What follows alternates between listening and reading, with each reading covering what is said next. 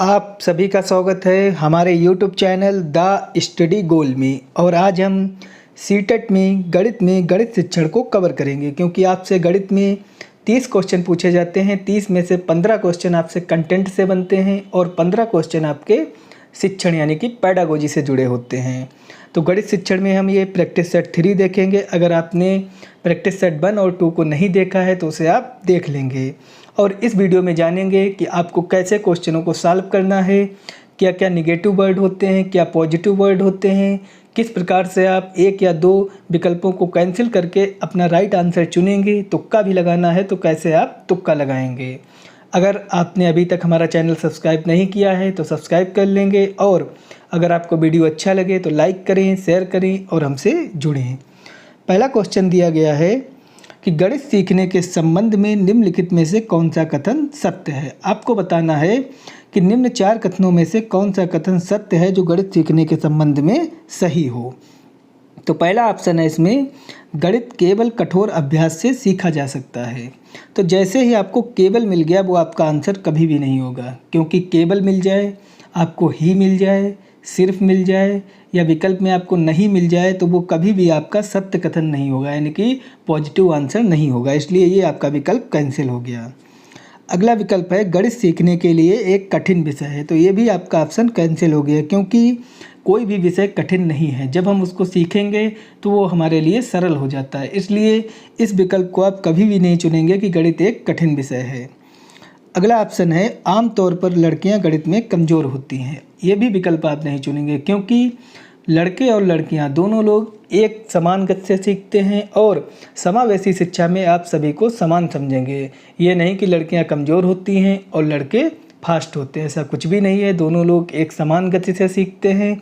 तो गणित दोनों के लिए एक समान विषय है। इसलिए ये भी विकल्प आप नहीं चुनेंगे, क्योंकि आप पक्षपात या लिंग और जेंडर के आधार पर गणित की तुलना नहीं करेंगे कि अगर लड़कियां हैं तो वो गणित में धीरे धीरे सीखेंगे और बालक तेज सीखेंगे। ऐसा कोई भी नियम नहीं है। तो ये आपका ऑप्शन गलत हो गया।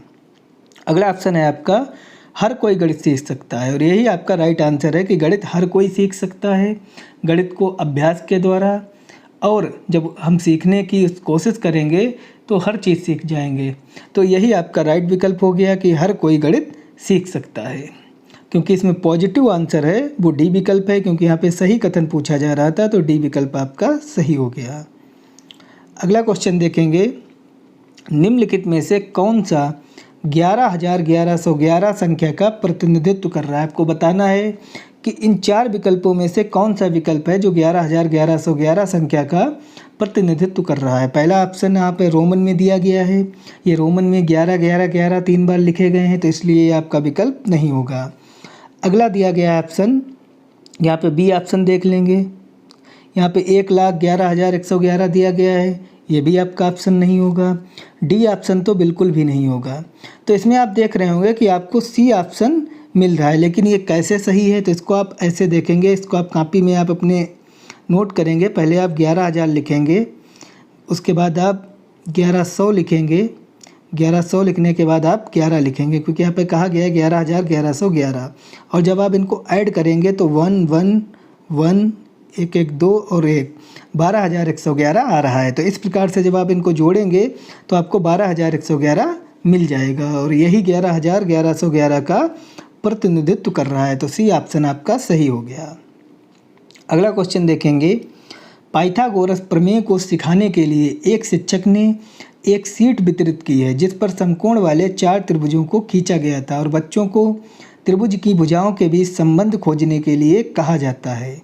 इस परिस्थिति में शिक्षक ने प्रयोग की है। आपको बताना है कि एक शिक्षक ने अपने क्लास में त्रिभुज को समझाने के लिए एक शीट वितरित कर दी है जिस पर 4 त्रिभुज बने हुए हैं, और बच्चों से कहा है कि वे खुद स्वयं संबंधों को ढूंढें।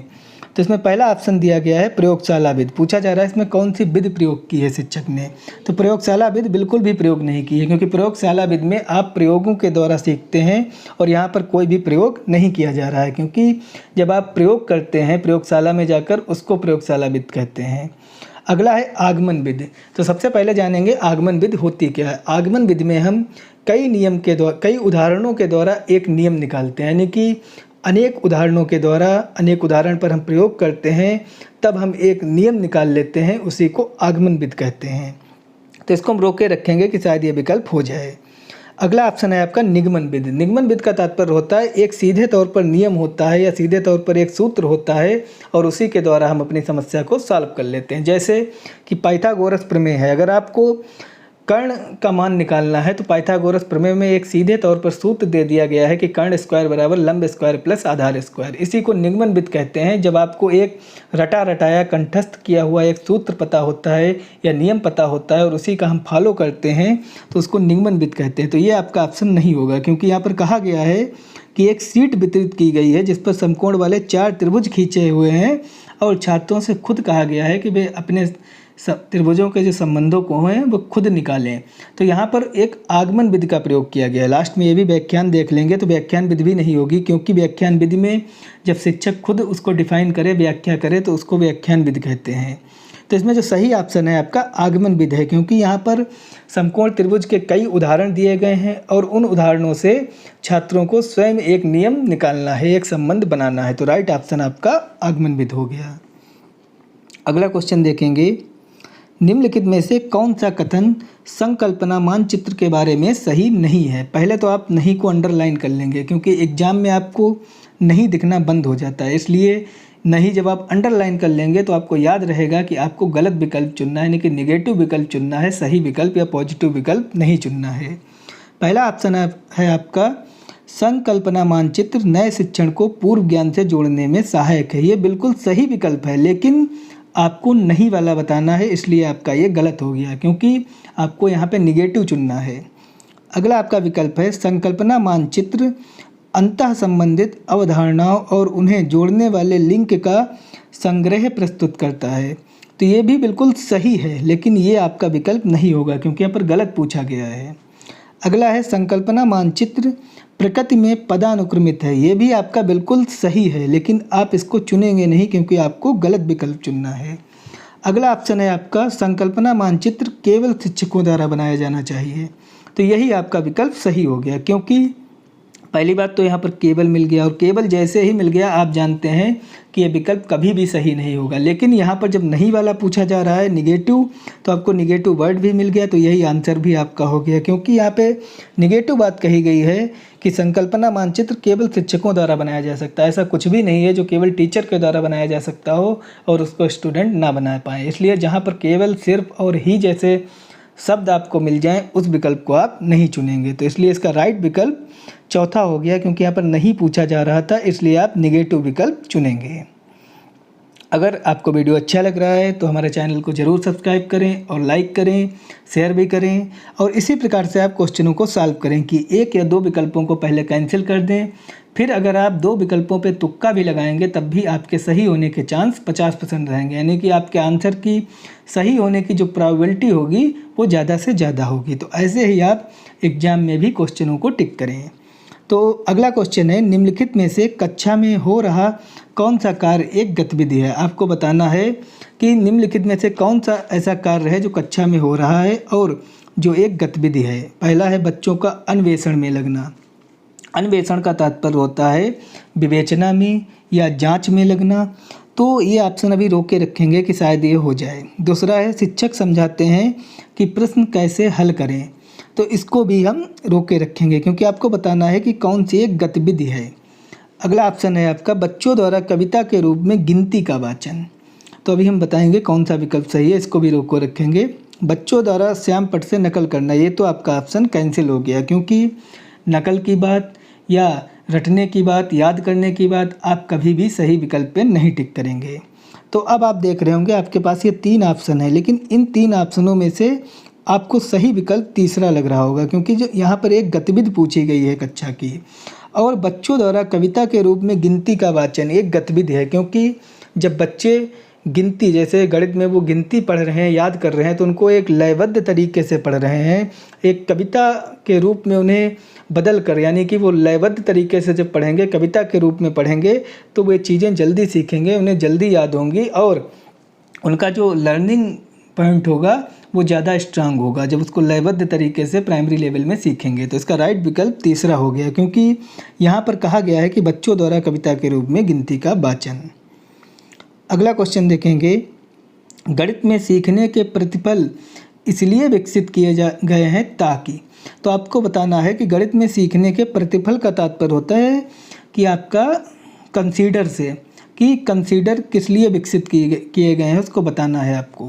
पहला ऑप्शन है आपका वर्ष की अंत परीक्षाओं के लिए बच्चों को तैयार किया जाए, यानी कि वर्ष के अंत तक बच्चों को तैयार किया जाए परीक्षा के लिए। क्या गणित का कार्य इसी के लिए कक्षा में होता है? बच्चों को इसीलिए गणित कंसीडर कराई जाती है, बच्चों में गणित का विकास इसलिए कराया जाता है कि जब वर्ष के अंत में परीक्षाएं हों तो उसके लिए बच्चे तैयार हो जाएं। तो ये आपका ऑप्शन बिल्कुल भी नहीं होगा, क्योंकि आपको परीक्षा के लिए गणित बिल्कुल भी नहीं सीखनी है।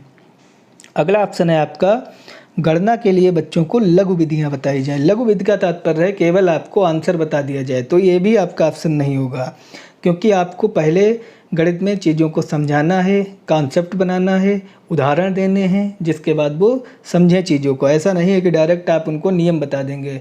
अगर पाइथागोरस का आपको नियम बताना है तो आप उसको पहले पाइथागोरस के नियम को डिफाइन करेंगे, डायरेक्ट नहीं बता देंगे कि कर्ण स्क्वायर बराबर लंब स्क्वायर प्लस आधार स्क्वायर। ये आप उनको लास्ट में बताएंगे, पहले आप पूरा डिफाइन करेंगे, इसलिए लघु विधि इसका आंसर नहीं होगा।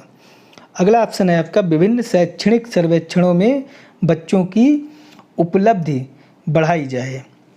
तो इसको हम रोके रखेंगे कि शायद ये ऑप्शन हमारा हो जाए। अगला ऑप्शन है, बच्चों द्वारा हासिल की जाने वाली कक्षावार दक्षता और कौशल को परिभाषित किया जाए। तो यहाँ पर आप देख रहे होंगे आपके पास दो ऑप्शन मिल रहे हैं, इन दो ऑप्शनों में से आपको राइट विकल्प चुनना है। तो पहला ऑप्शन है, विभिन्न शैक्षणिक सर्वेक्षणों में बच्चों की उपलब्धि बढ़ाई जाए और बच्चों द्वारा हासिल की जाने वाली कक्षावार दक्षता और कौशल को परिभाषित किया जाए। तो ये आपका ऑप्शन बिल्कुल सही होगा, क्योंकि जब यहाँ पर प्रतिफल की बात की जाएगी, कंसीडर की बात की जाएगी, तो चौथा ऑप्शन आपका ज़्यादा सही है, क्योंकि जब उनकी कक्षावार दक्षता है या जो उनकी कक्षावार उन्होंने अपना प्रमोशन किया है उसके बारे में जब आप परिभाषित करेंगे, उनके कौशलों को डिफाइन करेंगे, तो ये बच्चों के लिए एक पॉजिटिव थिंकिंग होगी, यानी कि जब आप उनकी प्रशंसा करेंगे तो वो पॉजिटिव होंगे, मोटिवेट होंगे, और यही आपका राइट आंसर है। अगला क्वेश्चन देखेंगे, एक शिक्षक को गणित कक्षा में बच्चों के एक विषय समूह को कैसे संभालना चाहिए। आपको बताना है कि एक शिक्षक के रूप में कक्षा में एक जो गणित विषय है उसको कैसे संभालना चाहिए, एक विषय समूह को। यहाँ पे विषय समूह को आप अंडरलाइन कर लेंगे। पहला ऑप्शन है आपका, कम क्षमता वाले बच्चों के अनुसार कक्षा प्रश्न हल करके और उच्च क्षमता वाले बच्चों को जटिल गहकार प्रश्न के रूप में देकर। तो ये आपका ऑप्शन नहीं होगा, क्योंकि आपको कम क्षमता वाले हों या उच्च क्षमता वाले हों उनको एक समान पढ़ाना है, समावेशी शिक्षा का विकास करना है, और यहाँ पर दोनों को अलग अलग बात की गई है। तो ये आप ऑप्शन नहीं चुनेंगे, भेदभाव वाला ऑप्शन कभी भी नहीं चुनेंगे। अगला ऑप्शन है आपका, एक ही क्षमता वाले बच्चों को एक साथ सामूहिक रखकर और उनकी क्षमता कर अनुसार प्रश्न देकर। तो ये भी आपका ऑप्शन नहीं होगा, क्योंकि पहली बात ये आपको यहाँ पर ही मिल गया है, और ही वाला ऑप्शन कभी भी नहीं होगा, क्योंकि ही एक निगेटिव वर्ड होता है। और यहाँ पर कहा गया है जो एक ही क्षमता वाले बच्चे हैं उनको एक समूह में रखकर उनकी क्षमता के अनुसार उन्हें प्रश्न देकर। तो ये आप बिल्कुल भी एज ए टीचर नहीं करेंगे। अगला ऑप्शन है, एक ही कक्षा में सभी बच्चों को एक साथ समूहित करके। तो इसको हम रोके रखेंगे कि शायद ये हमारा विकल्प हो जाए। अगला विकल्प है, अलग अलग क्षमताओं वाले बच्चों को एक साथ समूहित रखकर ताकि वे एक दूसरे से सीख सकें। तो अब आप देख रहे होंगे कि इन दो विकल्पों में से आपको जो राइट विकल्प मिल रहा है वो चौथा विकल्प मिल रहा है, कि क्यों ना बच्चों की क्षमताएं अलग अलग हों लेकिन उनको सभी को आप एक साथ बैठा लेंगे ताकि उनके अंदर एक पॉजिटिव धारा बहे और वो एक दूसरे के साथ अंतःक्रिया करके चीज़ों को सीखें। तो यही आपका राइट आंसर होगा। अगला क्वेश्चन देखेंगे, अशिक्षित दुकानदार द्वारा प्रयोग किए जाने वाले गणित। आपको बताना है कि एक जो अशिक्षित दुकानदार है वो जो गणित का जो प्रयोग करता है उस गणित के द्वारा आप क्या सीखेंगे या उस गणित को आप कैसे देखेंगे। क्योंकि एक जो अशिक्षित दुकानदार होता है वो एक व्यवहारिक तरीके की गणित का पालन करता है। तो उसको आप कैसे क्लास में अपने डिफाइन करेंगे? पहला ऑप्शन है इसमें, संबंधित समस्याओं को हल करने में वैकल्पिक रणनीति के रूप में कक्षाओं में शिक्षकों द्वारा चर्चा की जानी चाहिए। तो इसको हम रोके रखेंगे क्योंकि शायद ये विकल्प हमारा हो जाए। अगला ऑप्शन है, गणित कक्षा में उपयोग नहीं है। तो ये आपका ऑप्शन नहीं होगा क्योंकि आप गणित को व्यवहारिक जीवन से जोड़कर पढ़ाएंगे, तो ये आपका ऑप्शन नहीं होगा। अगला ऑप्शन है आपका, सभी गणितीय समस्याओं को हल करने में बहुत उपयोगी है। तो इसको हम रोके रखेंगे कि शायद ये हमारा विकल्प हो जाए। अगला ऑप्शन है, स्पष्टता और बहुत कम स्तर की शुद्धता, यानी कि इसमें अस्पष्टता है और बहुत कम स्तर की शुद्धता है। तो ये भी आपका ऑप्शन नहीं होगा क्योंकि बहुत कम स्तर की शुद्धता नहीं होती है, ये आप ऑप्शन नहीं चुनेंगे। तो इसका जो राइट विकल्प आपको मिल रहा है वो ए विकल्प होगा कि संबंधित समस्याओं को हल करने में वैकल्पिक रणनीति के रूप में कक्षाओं में शिक्षकों द्वारा चर्चा की जानी चाहिए। अगला क्वेश्चन देखेंगे हम कि एक शिक्षक अपनी कक्षा में बच्चों को उनके परिवेश में मौजूद वस्तुओं के भौतिक गुणों को अपने शब्दों में समझाने के लिए प्रोत्साहित करता है। तो आपको बताना है कि जो शिक्षक है जो भौतिक वस्तुओं को या भौतिक गुणों को अपने शब्दों में समझाने का जो प्रयास कर रहा है उसको आप किस प्रकार से देखेंगे? तो पहला ऑप्शन है इसमें, या एक उपयोगी गतिविधि है जो एक बच्चों को आकारों का परिचय कराती है। तो इसको हम रोके रखेंगे क्योंकि आपको वो विकल्प चुनना है जो सबसे ज़्यादा सुटेबल हो। अगला विकल्प है, या एक बहुत ही रोचक गतिविधि है जिसे आकार की अवधारणा को पुनः देखने के लिए खाली समय में किया जा सकता है।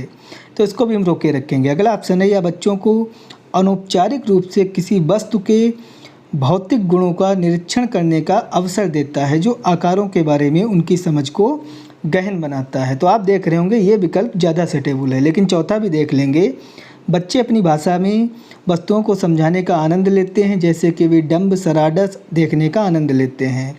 तो आप देख रहे होंगे जो साइड विकल्प है आपका वो तीसरा विकल्प है क्योंकि यहाँ पर अवसर दिया गया है और अवसर एक पॉजिटिव वर्ड है। आपको जिस विकल्प में अवसर मिल जाए वो विकल्प कभी भी आपका गलत नहीं होगा क्योंकि यहाँ पर बच्चों को अवसर दिया जा रहा है। तो अवसर की जहाँ पर बात होगी वो विकल्प आपका राइट होगा।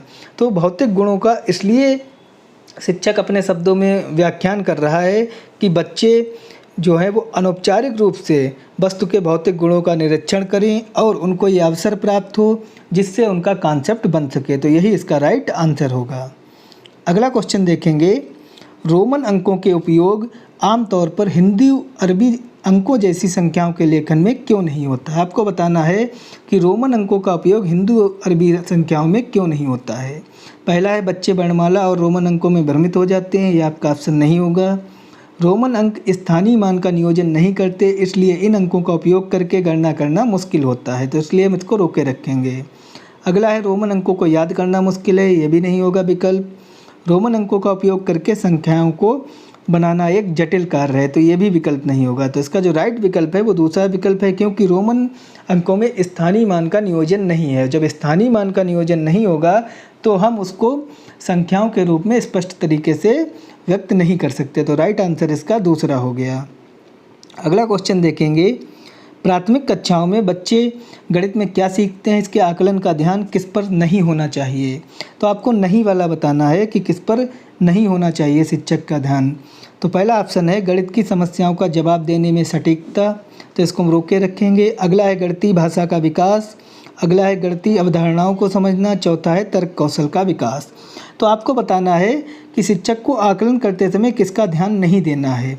तो इसमें जो तर्क कौशल का विकास है और गणित की समस्याओं का जवाब देने में सटीकता है, ये दो ऑप्शन आपको मिल रहे हैं। लेकिन ये क्वेश्चन आया हुआ है 2018 सीटेट में ये आया था और आयोग ने डी विकल्प को माना था कि क्योंकि यहाँ पे प्राथमिक कक्षाओं की बात कही गई है और प्राथमिक कक्षाओं में शिक्षक को ये बिल्कुल भी ध्यान नहीं देना चाहिए उसको कि बच्चे किस प्रकार से तर्क प्रस्तुत कर रहे हैं, यानी कि बच्चों में इतना तर्क कौशल का विकास प्राइमरी लेवल में नहीं होता। ये उच्च प्राइमरी लेवल में यानी कि जब वो जूनियर में पहुंचते हैं तब उनके अंदर तर्क कौशल का विकास होता है। तो इसलिए इसका राइट आंसर चौथा होगा। लेकिन देखा जाए तो पहला भी आंसर सही हो सकता है क्योंकि यहाँ पर वो कितना सटीक आंसर दे रहे हैं इस पर भी शिक्षक को ध्यान नहीं देना चाहिए। शिक्षक को इस बात का ध्यान देना चाहिए कि उनका कॉन्सेप्ट कैसा है। लेकिन आयोग ने चौथा विकल्प माना था, इसलिए आप चौथा विकल्प को ही सही मानेंगे क्योंकि चौथा विकल्प पे ज़्यादा आपका 80% विकल्प चौथा ही सही लग रहा है, इसलिए आपको राइट विकल्प चौथा चुनना है। अगला आप क्वेश्चन देखेंगे। एक बच्चे ने नीचे दिखाए अनुसार दो संख्याएं घटाई, 83 में से 27 घटाए तो बराबर 64। निम्नलिखित में से कौन सा कथन बच्चे के घटाव सीखने का बोध कराता है? तो पहला ऑप्शन है इसमें कि यह एक गलती है और इसे बार बार अभ्यास करके सुधारा जा सकता है। तो ये आपको ऑप्शन नहीं चुनना है, क्योंकि बच्चे कोई भी गलती करते हैं तो आपको गलती नहीं बताना है, आप बताएंगे कि वो सीखने का प्रयास कर रहे हैं। अगला ऑप्शन है बच्चों को घटाव की प्रक्रिया में स्थानीय मान के बारे में गलत धारणा है, तो इसको हम रोके रखेंगे। बच्चा नहीं जानता कि कैसे घटाना है, अगर वो घटाना नहीं जानता तो ये गलत उसने कैसे घटाया, तो ये आपका ऑप्शन नहीं होगा। बच्चा 2 अंकों वाली संख्याओं के घटाव की प्रक्रिया की जानता है, अगर वो जानता होता तो ये क्वेश्चन गलत क्यों करता है, इसलिए ये भी आपका ऑप्शन नहीं होगा। तो सही विकल्प इसमें दूसरा हो गया, क्योंकि जो बच्चों को स्थानीय मान के बारे में है वो गलत धारणा है, यानी कि स्थानीय मान के बारे में उनकी धारणा सही नहीं है, इसलिए उन्होंने ये क्वेश्चन गलत किया है। तो इसलिए इसका राइट आंसर दूसरा हो गया। तो गणित शिक्षण में आज हमने 12 क्वेश्चनों को कवर किया। अगर आपको वीडियो अच्छा लगे लाइक करें, सब्सक्राइब करें और हमसे जुड़ें। धन्यवाद।